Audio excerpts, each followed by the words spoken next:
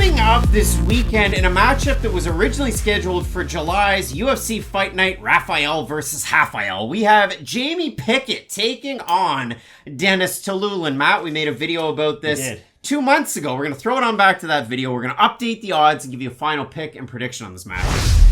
Coming up this weekend, a fight at middleweight that makes my brain rattle. We have the Night Wolf, Jamie Pickett, taking on Russia's Denis Tiuliulin, one of the biggest surprise signings to the UFC since insert surprise signing here. There's a lot of them, but when I look at Denis Tiuliulin, this is a big point that I had before his short notice fight against Aliaskhab Khizriev that was on a couple of weeks' notice. It was originally supposed to be Abzupian Magomedov, and when we consider the opponent that Tiuliulin took on in Aliaskhab Khizriev, one of the wildest men in MMA when it comes to his takedowns. And that was what ultimately won him that fight. But at the end of the first round, for about 2 minutes, I don't know what Aliaskhab was thinking, but he was like, hey, I'll strike with Denis Tiuliulin. And it went really poorly for him. Because for Denis, this is the thing, and this is my biggest point on that UFC debut. It doesn't matter if in 2020 Denis Tiuliulin's fighting a pro debut of Denis Zaitsev, or before that, a guy who was 0-11. Like, these are the level of competition that Denis Tiuliulin was facing. Then he fought Alexei Novikov, who was 7-9. He then loses to Ikram Aliskerov, who is a good fighter, over with Brave. You might have seen him as well with Eagle FC. And then a win over Juscelino Ferreira, which was a good win a year and 3 months ago to get him into the UFC. But my biggest point about this is, doesn't matter if he's fighting a guy that's 0-11, making a pro debut, or Ferreira, who was a good fighter. He fights the same damn way every time. 1-2, 1-2, pressure, the occasional hook. I only fight from the orthodox stance. I'm a poor defensive wrestler, and I never offensively wrestle. Denis Tiuliulin, a creative fighter. He does do one thing really high level, though, that I do like. He's really good at going jab into a left hook, which is a really nice same-side attack. A lot of guys go left, right side, right side. Denis Tiuliulin will double it up on one side or the other. And the good thing about this matchup is we're going to see a much better version of Tiuliulin in this fight than we did in his last one. Just because, stylistically, Jamie Pickett will not have the Khizriev type of a game plan to where it's okay, I'm going to prioritize my speed, my footwork, really go for the takedown. Pickett's definitely going to stand with Tiuliulin at some point. But this fight, to me, really feels like we're going to learn more about Jamie Pickett maybe than even Denis Tiuliulin, because for Pickett, I'm really guilty of this. Like, on his worst performance, I don't think he's very good. And then sometimes he really will surprise me in the octagon. This fight against Tiuliulin's really going to be the sink or swim type of fight, though, because what I do like out of Pickett is he has a very long jab. It's a very stifling jab. He's a very physically strong guy, especially in the clinch. You can see that. And I do think that's going to come into effect in this fight with Tiuliulin, because let's say Tiuliulin does do what you exactly said, and I do agree with it. Someone who has very basic boxing, who just kind of plods forward. Nothing too big. It's not like he's a Max Holloway. He's going to do a big blitz or anything. But if he does find himself... Does Max Holloway do big blitzes anymore? Max Holloway is one of the greatest fighters ever by doing big blitzes. He used to a lot.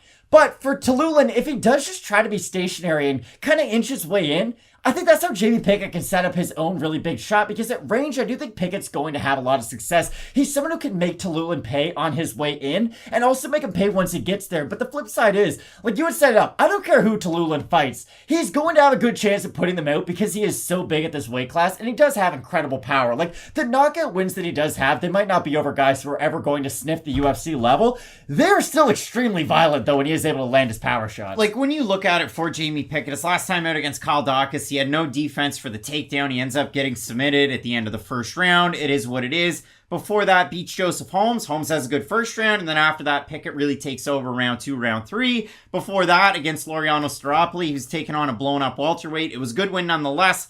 But then you look at the other fights. Stefan Chukwe beat him with volume and dropped him. And then the fight after that against Jordan Wright, he gets finished very early where they just kind of went at it. But it was obviously the hammer being Jordan Wright. And the nail was Jamie Pickett. The fight that I go back to, though, and I look at Jamie Pickett, and this is like what I think of. Okay, he went 1-2 on Dana White's Contender Series, loses to Charles Byrd by finish, loses by decision to Puna Soriano. He beats Donovan Patti, and how does he beat him? He throws like a 30-punch combo, and I think, geez, Jamie Pickett must have really good volume. Not really. Like, he is guilty, or at least I'm guilty of, he did that one time, so I think about it, you know, in that context quite a bit. But for Jamie Pickett, it really is a slow burn over multiple rounds. If he's a better striker than you are and he can mix in his volume, then so be it. But when I look at this matchup against Tiuliulin, Tiuliulin's going to be the one bringing the fight to Jamie Pickett. Can Pickett drop Tiuliulin? Possibly. I think he can. Can he mix in his wrestling? Possibly. I think that might even be one of his best attributes or one of the best things that he could do in this matchup, because Denis Tiuliulin is not an offensive wrestler and he struggles defending the takedowns, whether that's against good opponents or poor. The only thing I do worry about is if Pickett does decide to go grapple heavy, he might tire himself out going for some of those attempts if Tiuliulin is able to do a good job defensively. Now, that is a big if, because like you said, Tiuliulin is not a great defensive grappler, but I don't know if Pickett's the dominant wrestler, even a good enough wrestler to go out there and guarantee a takedown attempt every time he goes for one. Maybe just to switch it up in Tiuliulin's mind, make him think about something different than just the pure striking. I just think Pickett offers a slightly a more varied approach to his fighting style. I do like his jab too from Pickett. I do think that's something that can stop the forward pressure of Tiuliulin in its tracks, really, because if Tiuliulin does have to get a couple more inches into range, which is going to be the case into this fight, I do think Pickett has a good enough jab to where it's okay. Tiuliulin takes a step forward, meets immediate resistance, and has to reset. Takes a step forward, meets immediate resistance, and has to reset. And unless Tiuliulin can get a really nice rhythm going with his boxing early, I do think Pickett can just sort of...